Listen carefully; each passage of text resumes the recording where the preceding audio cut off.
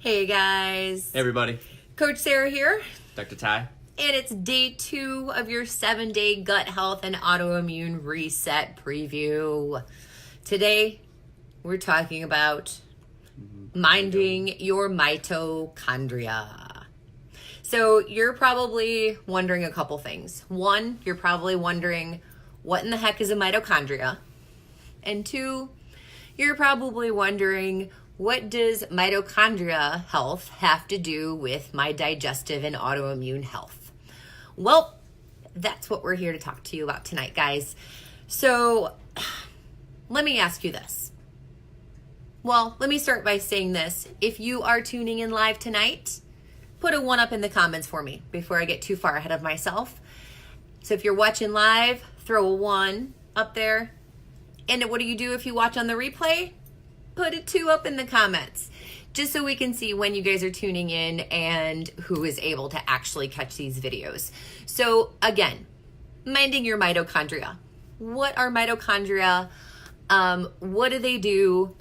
I am going to teach you all about that tonight. And again, if you haven't met him yet, here is my wonderful, amazing, brilliant, and talented husband, Dr. Tyler Reynolds, who is here to pull in the assist.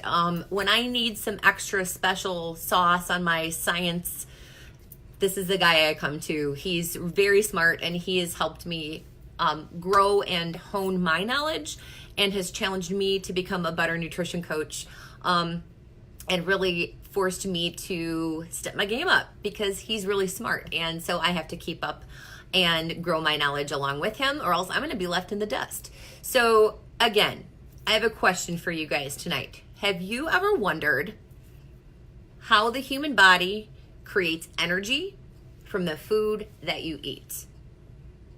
Have you ever wondered, thought about it? Well, there are 37 trillion cells in the human body. And believe it or not, with the exception of your red blood cells, almost all of those 37 trillion cells are responsible for that very task of breaking your food down into energy.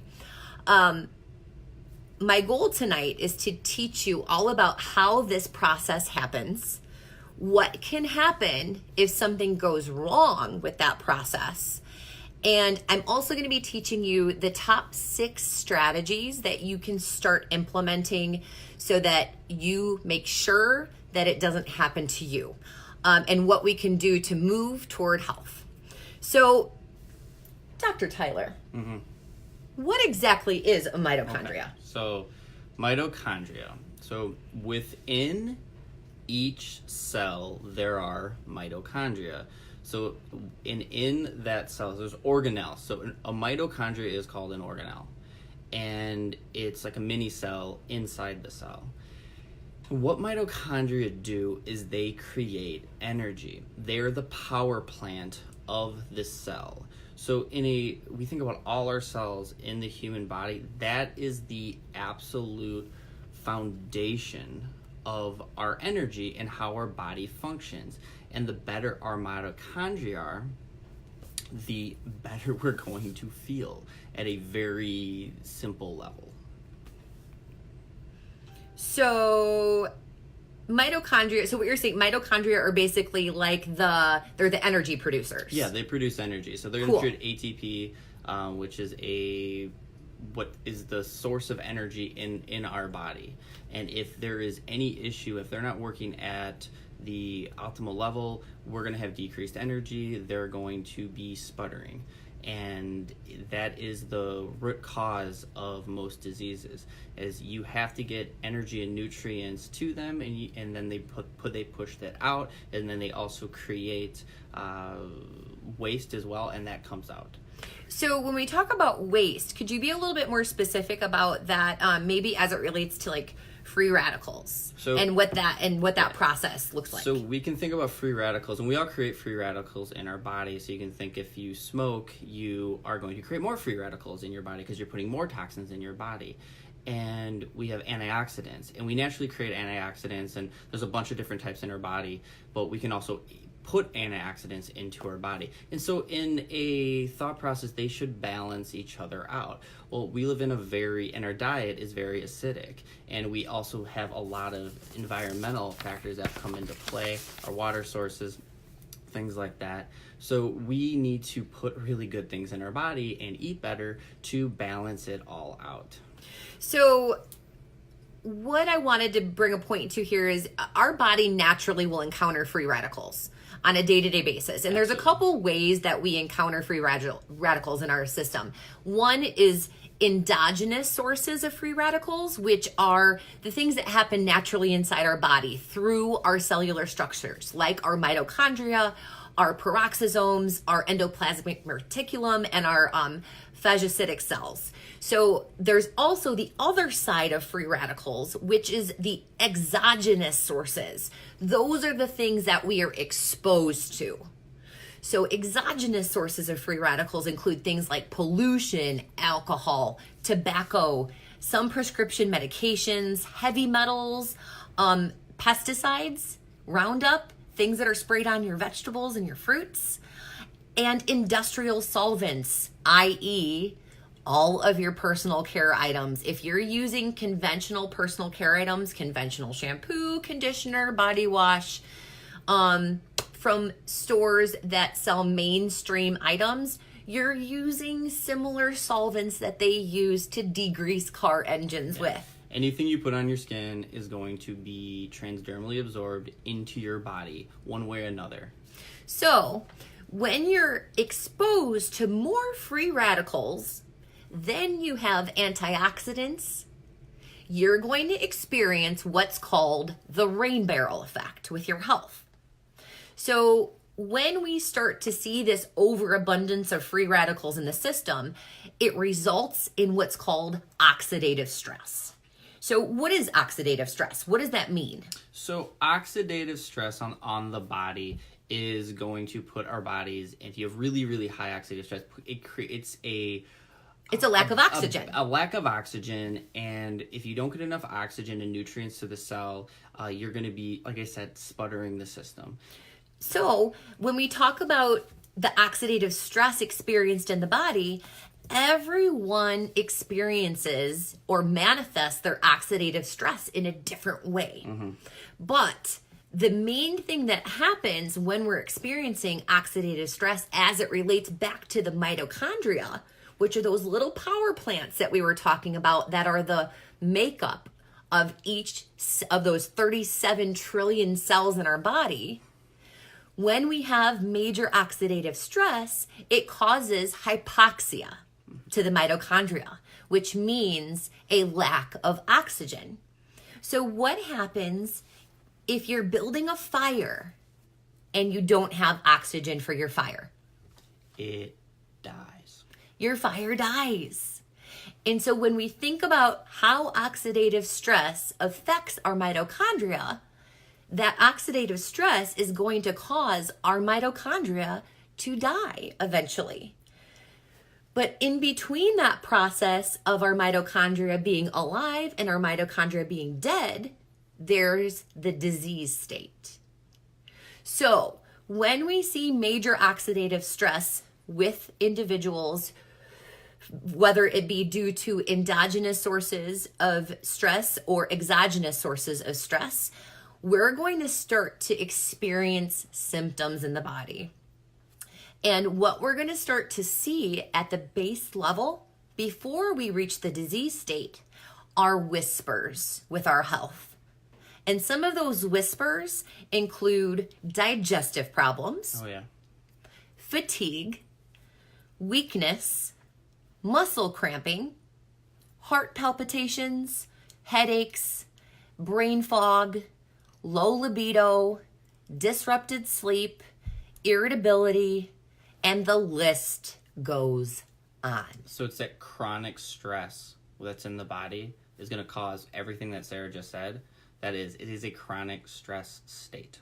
So that chronic stress state, when left untreated, has been shown in the research, can be related back to so many different issues. So we can relate long-term oxidative stress in the body to autoimmune conditions, fibromyalgia, rheumatoid arthritis, Hashimoto's. What are some others? Diabetes. Sjogren's. Cardiovascular disease. Cardiovascular disease is directly related back to oxidative stress. Absolutely. Alzheimer's, neurodegenerative diseases, Parkinson's. They all involve at their crux, at their very root, disruption of the mitochondria.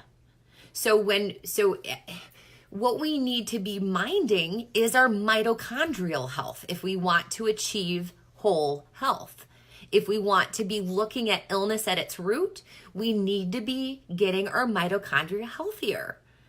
So, what are some additional culprits for mitochondrial damage?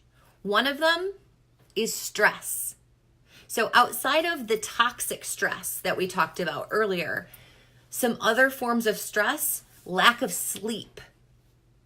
That's a huge culprit for mitochondrial disease and death. Life stress and mental stress. How does that affect us? If you're stressed at a state, your body has a hard time knowing the difference between what's going on in your brain and what's actually happening in reality. So if you actually are mentally in a mental state, you're always stressed out and you're struggling, your body sees that as like there's an issue going on, and it will do whatever it can to try to get you better. But it's really it's like sucking from your system. And over time, you only have so much in a cup. And eventually that cup is empty. And then when that cup's empty, really bad things happen. And that's when people actually have a diagnosable disease like cancer, like major cardiovascular issues. And cancer is another disease that can be directly linked back to long-term oxidative stress on the body. So another culprit for mitochondrial health and mitochondrial damage is internal inflammation. So talk about that. How does internal inflammation affect our mitochondrial health? So if you have so we think about the digestive system starting from our mouth all the way through. If you have extreme inflammation, so most people think that as, it's from the stomach into the intestines, and everything's really inflamed, swollen, you are going to have a very difficult time absorbing nutrients into your body. So that's the person who has IBS, that's the person who's going to have major GERD issues, who has gallbladder attacks, all those things. You can't absorb it into your system. Well, if you can't get the food you eat and anything you take in past absorbed into your blood or in your lymphatic system, and you can't get it to the cell, you're not going to repair the tissue. Our cells need to be fed. As much as we got to bring it in and get it out, and it needs to turn over. So that's the balance of life. You have to have the balance of going in, going out. But if you keep on having stuff go out and you can't get enough good stuff in, or if you're putting bad stuff in and then it's just putting bad stuff out, that's even worse. And that can get... And oftentimes we're bringing bad stuff in, but we're not able to get the bad stuff back out. Mm-hmm. So then what happens? We end up getting sick. You get real sick. We get really sick. And that's when we start to see people start struggling with chronic health issues. Not just the whispers, not just the indigestion, not just the anxiety and the depression, but this is where we start talking about the person who comes down with cancer. This is where we start talking about the person who has an inability to regulate their blood sugar and ends up with diabetes. I've talked about the people who have chronic GERD over and over again. They're like, I got heartburn, my stomach's messed up, if I eat that, I do that.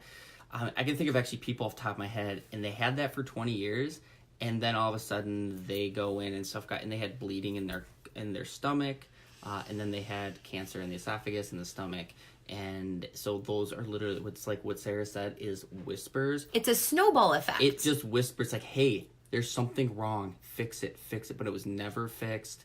And it just eventually ate away at itself. And it got worse and worse until eventually the imminent truth of what happened was death. And so I encourage you, If you are hearing whispers right now, whispers are not normal. Having indigestion and GI symptoms and chronic headaches and anxiety and depression are not normal.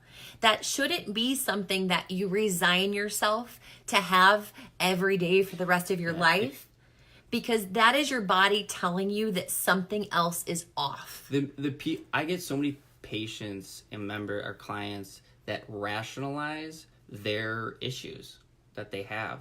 And they're just like, oh, it's just normal. It's normal. And all I'm thinking, like, that's a whisper. That's a whisper. There's something going on deeper. And they just are saying, no, it's okay. It's okay. Until it's really not okay. And then all of a sudden they have to go in for a procedure and they have to make some really big changes in their life. And I don't want people to get to that point. I want them to listen to their body. I want you to be in control of the decisions that you make with your health and not get to a point where you only have a couple options. Yeah.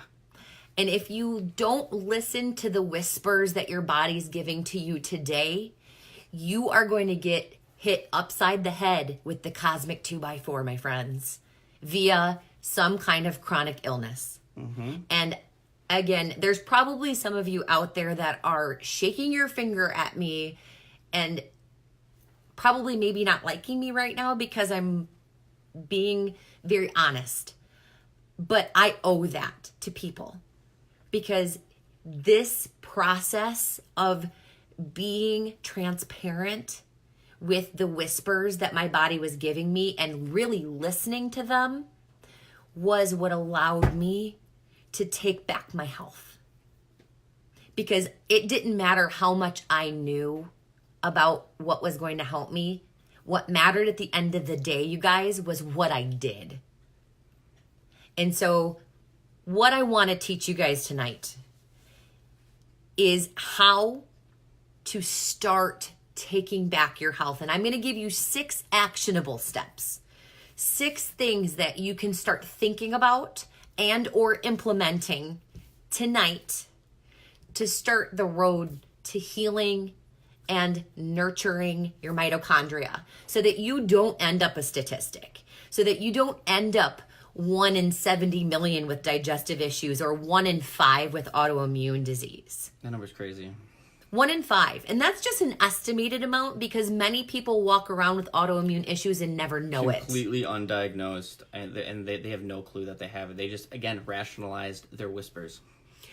Or write them off as normal. Mm-hmm. So normal aging doesn't include acid reflux and digestive problems. Low testosterone. Normal aging doesn't involve chronic headaches and inability to sleep through the night. Rashes everywhere on their body. Dealt with that with people. Like, it's normal. So if you know that you are exposed to toxins, if you know that you are under any amount of stress, have gut health challenges, inflammation, and know your body isn't functioning at its best, it is incredibly likely that your mitochondria could use some support. So 6 steps, guys. The first step, I would dare say, is the most important. Maybe why I made it number 1. Talk to me a little bit about how your success is determined by your mindset. So I think for most people, they see failure as an option. Like, I honestly, they just see failure as an option. And when you're trying to accomplish something, it can't be an option. You can't be scared to fail. And if you aren't and you're just going to go for it, it's a possibility that it might happen. But if your mindset's set that nothing will stop in your way to get to your goal, that's everything. And this is going to control everything else. This is what's going to control your success in everything. If your mind's not right in the right place, if you're not ready to accept what you need to do to get to the point that you want to get to A to B, you're never going to get there. So step 1, friends, get your mind right. Because anything worth doing for your health isn't going to be easy, but it will be worth it. Step two. Step two is going to be talking about that whole idea that when we're experiencing mitochondrial distress, it's because we're experiencing a lack of oxygen to the system. So two simple things that you can do under this category of improving your oxygenation of your system is one, learning how to breathe, and two, moving your body. Move your body. So getting oxygenation through those two sources is really quite easy. So when I talk about breathing, I'm not just talking about heavy panting. What I'm talking about is deep diaphragmatic breathing. So everybody who's on here tonight, put your hand on your belly button. And what I want you to do for me, close your eyes, and I want you to breathe into your hand. Feel your belly expand against your hand as you inhale, and then as you exhale, feel your hand move back towards your spine. That is a diaphragmatic breath, and if you're having a hard time doing it, you need to do it more. Diaphragmatic breathing is something that I'm going to be teaching you about during the gut reset. And it's something that's incredibly important when trying to improve the oxygenation of your system, especially if you're somebody who sits at a desk all day. Yes. So it's really, really cool if you actually see imaging done with diaphragmatic breathing compared to not diaphragmatic breathing. So when you do diaphragmatic breathe, so your diaphragm sits here and it goes up and down, it actually moves your organs all the way down and all the way up. And when you're a chest breather, you don't get much movement through there. And movement is really important in the human body. So if you think about all of your whole digestive systems not getting that constant pooping's gonna be hard. Like literally, actually kind of hard. So, bringing us to movement. When I talk about breathing and movement's not just moving your body and exercising. It was actually the movement that Tyler was referring to with the diaphragm and your internal organs. Because as you breathe diaphragmatically, the organs will move kind of almost like, think of like an internal accordion. Mm-hmm. And it's going to help with your motility. So by breathing more effectively, you're actually going to start pooping more effectively. Truth. And when you breathe diaphragmatically, it increases your parasympathetic system, which is your rest and digest. So it's going to help absorb everything in your body, get it through your system, and everything's in a nice balance. And for those of you who struggle with anxiety, deep breathing, diaphragmatic breathing, harnessing your rest and digest portion of your nervous system will bring that down. Mm-hmm. So that's why people tell individuals who struggle with anxiety to take a few deep breaths. It's very cliche, but guys, if you know how to diaphragmatic breathe, it works. So try taking 10 slow, deep diaphragmatic breaths every day as a practice. If you're somebody who works at a desk, I encourage you to try to be very aware of your breathing throughout your entire time that you're seated, because it will help you. The more you sit, the lazier your breathing becomes. Mm-hmm. As far as movement goes, mild exercise is the key. So I'm going to teach you techniques during the Gut Reset Challenge to work out more effectively, because believe it or not, more is actually worse when it comes to resetting your digestive health and exercise. So being able to work out effectively and without consequence to your gut health is something that requires a little bit more care and attention. Remember, stress is stress. And so if you're going to go out and run 5 miles as hard as you possibly can, that's really stressful. And if your gut and everything is not in a happy place, it's just going to make it worse. Yeah. So my actionable step for you guys when it comes to movement is focus on getting active for 15 to 30 minutes, 3 to 5 times a week.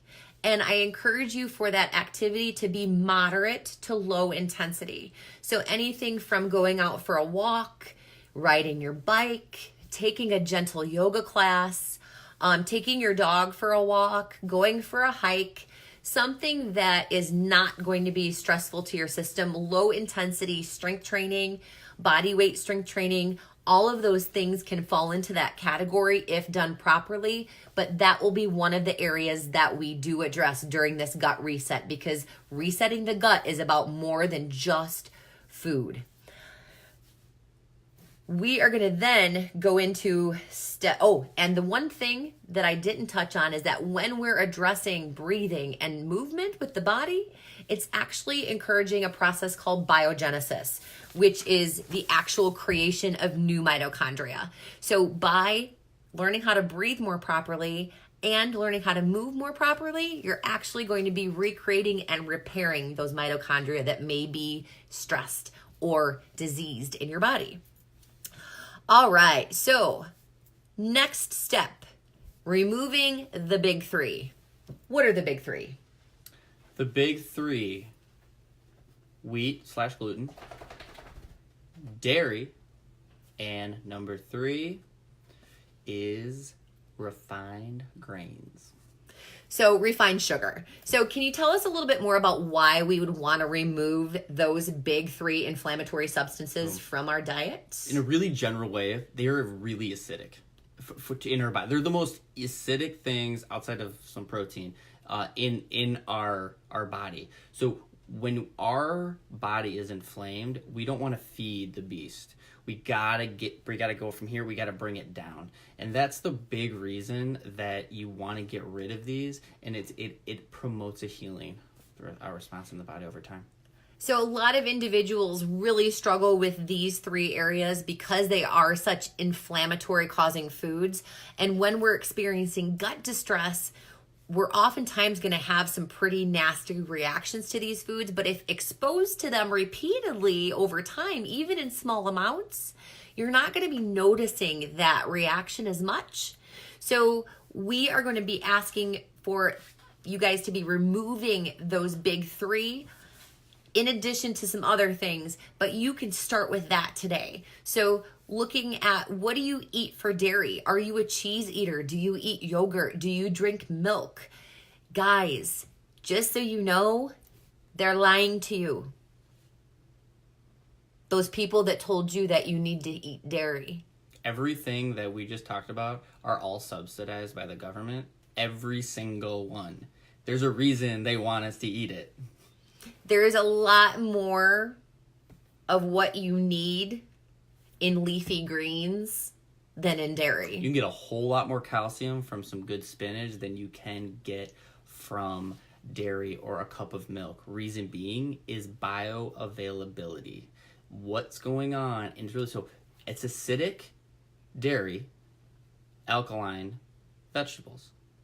Alkaline is a great environment for absorption. Acidity is a terrible environment, so you don't absorb any of it. Calcium from dairy is not a good source. So anyway, with that said, guys, get the gluten out, get the dairy out, and get out the processed sugars. So basically, all processed food, if it comes from a bag or it comes from a box, there's very small chance that it's going to qualify to be a food that would be acceptable during this challenge. So know that it is not going to be something where you can figure out the alternative. There's not a gluten-free option here. We're going to be focused in on eating whole foods and eliminating those big 3 sources in addition to some other things. Step 4, and Tyler talked a little bit about this, is calorie restriction. So part of getting your gut health fixed and part of healing your mitochondria is actually going to be practicing varying levels of caloric restriction. And the reason why we're going to be practicing caloric restriction is because when we're consuming excessive amounts of food or excessive amounts of energy in the body, it's actually going to be a driver for inflammation. Why is that? Well, it's a driver of inflammation through your body doesn't know what to do with it when you're eating that much. So your body sees like, I got to store it somewhere. And what it ends up doing is it puts toxic fat in our body. And it can be stored a lot of times. It starts in our liver, and I think it's over 5% of fat in the liver is considered a fatty liver. Yep. Is that? I think that's it is. It's over 5%. Over 5%. So it's amazing how many people they'll go into the doctor and they'll find out that they have fatty liver, and they're like, "What? This is crazy," and they think they have some huge problem. What the actual issue is that they've been eating way too much for way too long. And so if you look at the past of how we as human beings through the thousands of years have eaten, we never had this sort of grocery store thing, and that never existed. We didn't have a constant source or constant stream of readily available food. We would go through periods of feast and famine. Yeah, so it's really normal for human beings to not eat for a day or two. It's totally fine for us. So I'm not saying that I'm going to have you not eat for a day or two during this. But what I am saying is that we're going to be practicing varying levels of caloric restriction via fasting and intermittent fasting, which will be things that we will implement in during this gut reset as an option for individuals who need to take things to the next level. Because again, you can layer in habits to achieve gut health until you start seeing results. And the key is finding the combination of things that works for you. Mm-hmm. So there isn't one answer for every one person, but having the guidance is really part of the key. Yeah. So step 5, after we've achieved some caloric restriction, we're going to talk about implementing healthy fats into your diet. Why is it important that we focus in on eating healthy fats when we're looking to heal our mitochondria and improve our gut health? Healthy fats, so they're omega-3 and omega-6 fats into our body as our energy source. A big reason is they're easily digestible. It's that your body doesn't have a really hard time breaking that down in the stomach. So there's a lot of people going around with really low stomach acid content, even though they think they have GERD. They don't. Their actually stomach's not acidic enough. So when that fat comes in, it can actually chill your body out, and your body has an easier time to heal and absorb, and actually can help deal with your liver and getting bile through, and through other processes is getting the liver detoxified, and can just calm your body down. Your body doesn't have to work so incredibly hard to deal with someone who has a high protein diet. Their bodies work really, really, really hard to digest all of that meat because it's working so hard, and it's going to stress it out. So eating healthy fats is going to give our body a healing and soothing platform from which to be able to more effectively do its job. The other thing that's important about eating healthy fats is the amount of energy that the body is able to produce from one Absolutely. unit of fat versus 1 unit of carbohydrates. Take a pen, take some notes, because this is super interesting information. So when we talk about unit for unit, 1 unit of carbohydrates, when it comes to how much energy it can produce, only produces 2 units of ATP, which is what the mitochondria gives off, right? But 1 unit of fat produces 34 units of ATP. So unit for unit, we're going to get way more bang for our buck when we're consuming fats than when we're consuming carbohydrates. So we have to overconsume calories in order to get the amount of energy our body needs to more effectively do its job. So by consuming fats, we can reduce the amount of food that we need to be consuming, and therefore give our digestive system a rest and allow it to start focusing on repair. Because we can't focus on repairing and digesting at the same time, right? Yeah. And then when we're talking about our 6th and final actionable step that we're going to be taking, it's going to be adding strategic nutrients to create a more alkaline environment inside the body. So we talked earlier about removing the big 3 inflammatory causing foods, because that's going to be one step in creating an alkaline environment. Well, we can take things out, but we also need to add things in. We can't just remove things and expect to be giving our body what it needs in order to do its job more effectively. Because the human body was set up in such a way that the mitochondria we have should be able to repair themselves, right? Mm-hmm. But we see through what we just talked about that they're not, because of the oxidative stress that we encounter on a day-to-day basis. So if we can supplement with the right antioxidants, with the right types of micronutrients, and give our body the ability to heal and seal the gut, what happens? Get a heck of a lot better, really, really quick, a lot faster, a lot faster. It happens at a much faster rate. So we can look at food as one component, but then we also need to look at how to fill the gaps. So part of the regimen, we're going to have a multifaceted regimen. We're going to be addressing mindset. We're going to be addressing movement. We're going to be addressing nutrition. And we're also going to be addressing how to fill in the gaps. Because if you have any one of those 4 legs missing, it's like knocking a leg off your dinner table and expecting it to be able to hold your dinner. It's a lot hard. It's really, really hard. It's not going to happen. Your table's going to be wobbly and it's going to fall over. So we can address 3 out of the 4 areas, but you're not going to get as good of a result as if you address all 4. It's like putting on just your lipstick and your mascara without doing the rest of your face. It might look good, but it's not going to look as good as if you did the whole thing.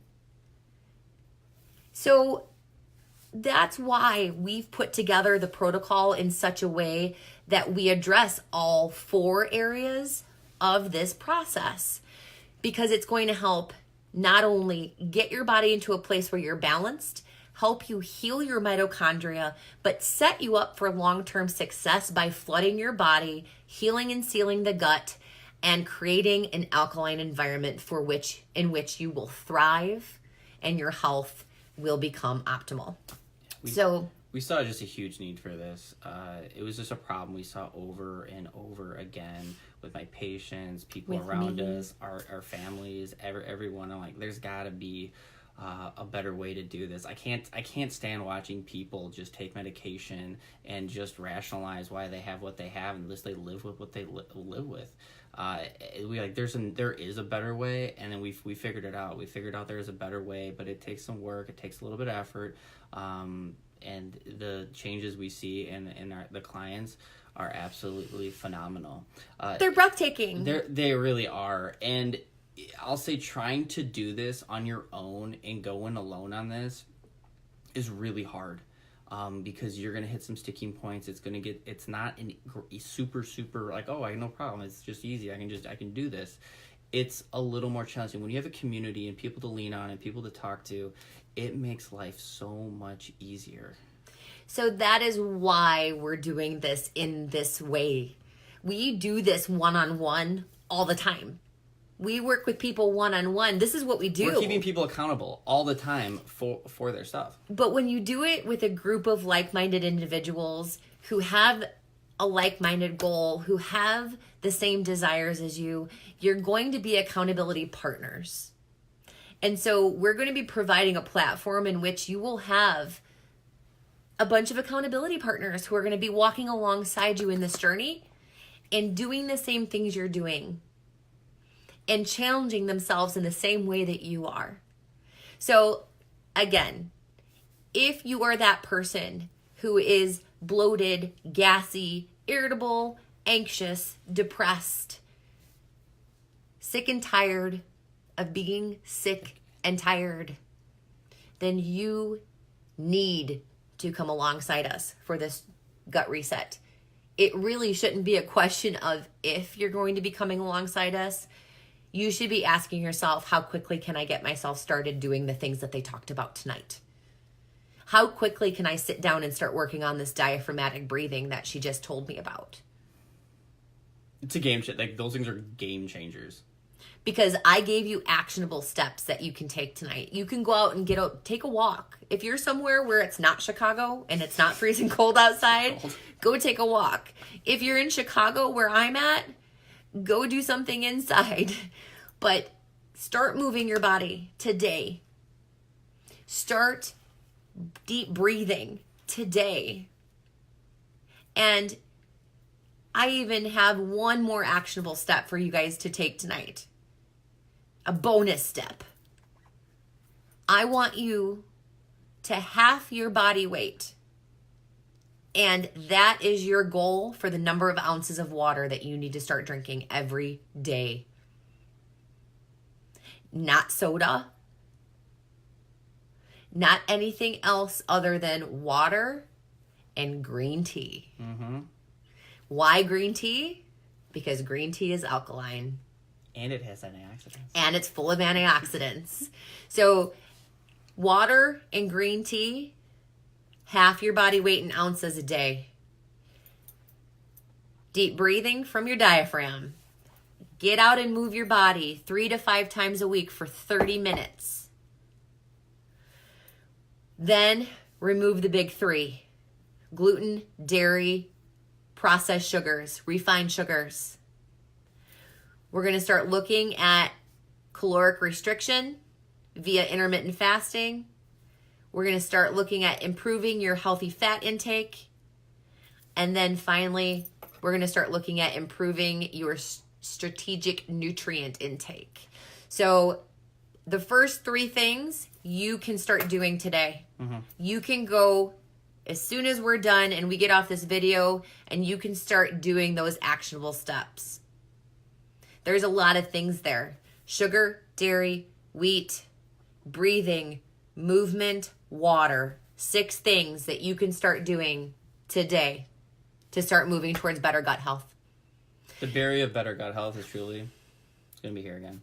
You got to have the right mindset, go into it, get after it, make those changes, and you're going to start going in the right direction. Yeah. Just remember, guys, your mindset's everything. Your mindset is going to determine how far you make it in this process.